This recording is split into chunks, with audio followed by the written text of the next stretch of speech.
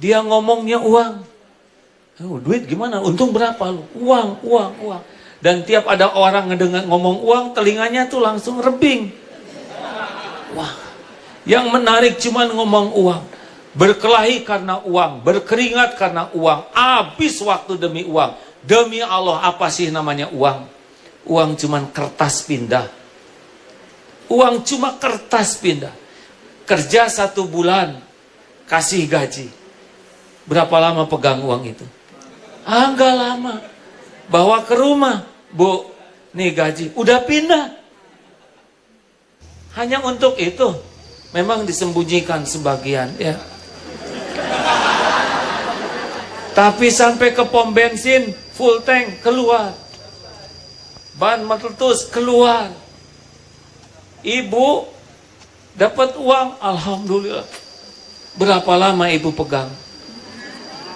Oh, belum 6 hari, Bu. Ini buat cicilan, keluar. Buat sekolah, keluar. Hanya 2 jam.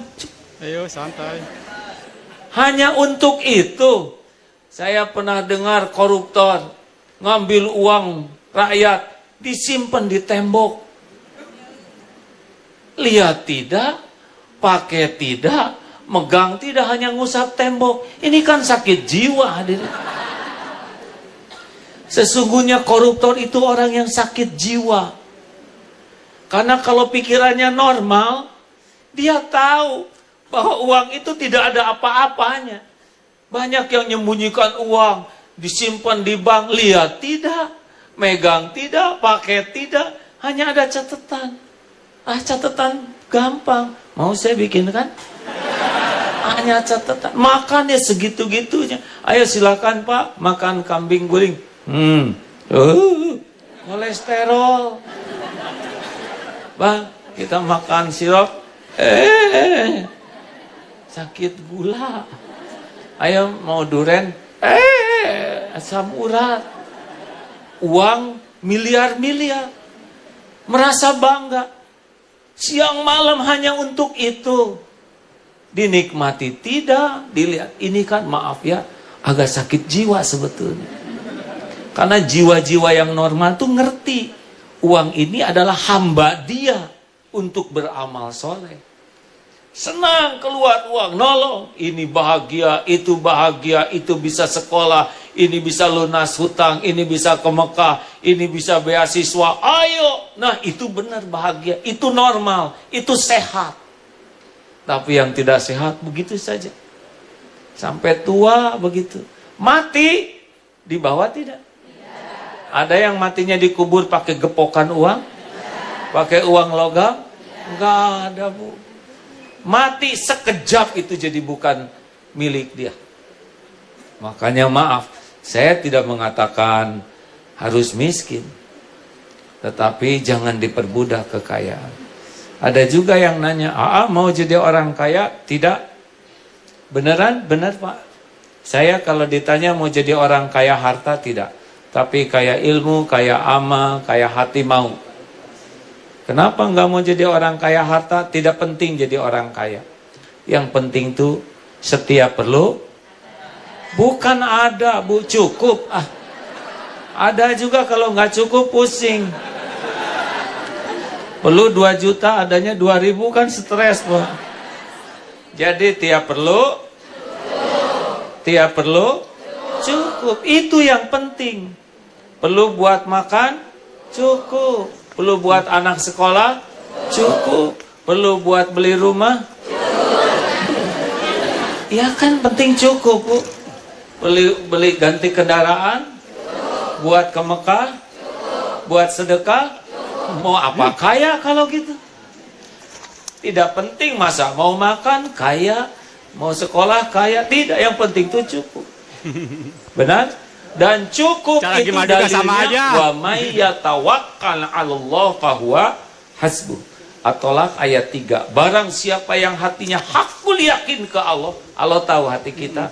Dan tawakal, Allah satu-satunya pemilik rizki, Allah satu-satunya pembagi rizki, Allah yang membuka, menahan, mengambil, dan semuanya hanya milik Allah, hanya dari Allah, enggak pernah minta-minta ke makhluk. dia kerja jujur menjemput rezekinya, karena yakin Allah akan memberinya, Allah jamin akan cukupi. Beneran Bu? Orang kaya belum tentu hatinya merasa cukup. Benar? Orang kaya belum tentu hidupnya merasa cukup. Tapi orang yang cukup pasti bukan cukup. Kaya lagi, kayak dasar pengen. Teruskan. Jangan diperbudak oleh harta, ya. Kita tidak disuruh mencari rizki, disuruh menjemput rizki. Kalau mencari antara ada dan tiada. Kalau menjemput pasti ada. Yang dicari itu berkahnya. Kita udah selesai nih rezeki kita tuh. Dibagikannya udah selesai. Tapi berkah atau tidak tergantung bagaimana kita cara menjemputnya. Kalem. Apalagi yang suka memperbudak?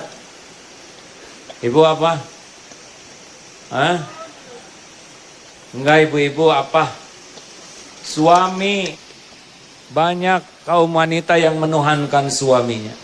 Suamiku, engkau adalah segala-galanya bagiku. Musyrik, ya. Tanpa dirimu aku hampa. Dusta, engkau adalah cahaya. Tanpa dirimu aku dalam gelap. Lebay. Untukmu wahai suamiku segala-galanya. Musyrik. Suami cuman makhluk. Ada yang suaminya sudah meninggal? Maaf. Acungkan tangan, boleh? Udah pada meninggal? Maaf. Boleh sedikit acungkan tangan? Tidak keberatan? Masya Allah, ya. Ibu masih hidup, saya lihat ya. Masih makan? Masih minum? Masih berteduh? Kalau gitu suami bukan siapa-siapa, ya kan? Kalau suami segala-galanya, suami memberi rezeki, suami meninggal, pada meninggal ini istrinya. Suami itu cuma hamba Allah, ladang amal bagi ibu-ibu. Sebagian ladang rezeki dari Allah lewat suami. Suami nggak ada, Allah yang ngasih rezeki. Buktinya ibu-ibu malah tambah bahagia sekarang. Mungkin, ya. Bu, jangan terlalu cinta sama suami, ya. Saya bukan mengatakan perwakilan suami, tapi tauhid mengharuskan tidak boleh terlalu cinta. Kalau terlalu cinta, ibu akan kehilangan pahala. Masak demi suami, dandan demi suami.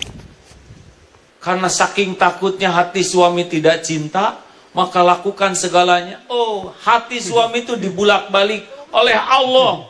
Bukan oleh dandanan ibu, bukan oleh masakan ibu. Masak seenak apapun, Bu, kalau suami enek aja, lihat. Bener hadirin. Mau dandan stakar kebek, ya. Nih, ciri-ciri yang kurang ikhlas dalam berumah tangga itu pasti banyak sakit hati. Karena kalau sudah tauhid bagus, tidak akan sakit hati, Bu. Orang ikhlas tuh nggak punya sakit hati ke orang. Beneran. Nih ciri orang yang kurang ikhlas. Masak demi suami. Tahu-tahu suami pergi begitu saja. Pah, makan dulu. Ada waktu, Bu. Pasti sakit hati. Suami nggak ngehargain jerih payah istri. Lalu manggil anak-anak. Nak, tuh gitu bapak kamu. Cari dukungan. Bapak kamu mah nggak punya perasaan. Ini udah akhlak buruk, Pak. Nggak punya perasaan, nggak menghargai sama yang jadi istrinya. Ditanya sama anak, kenapa dong ibu nikah sama bapak? Habis gada lagi, tahu. Ini lebih buruk lagi hari ini. Tapi bagi orang yang tauhidnya